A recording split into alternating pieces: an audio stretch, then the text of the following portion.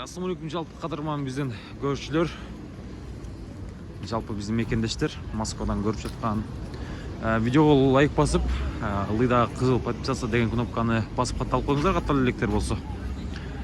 Бүгін осы жарында рубльдің курс бойынша негізі 8.50 көтерілбей дат рубль көрді сатқандар. Доллар уже көрдіңіздер қанша.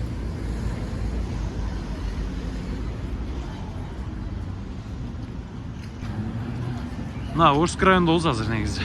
Туғандар, шындай. Талып ой пікірлеріңіздерді қалтып кетіңіздер. Ол так сұдалы шындай болып жатады. Жерділі 850. Тенге 0.70, анан сату 220 алды.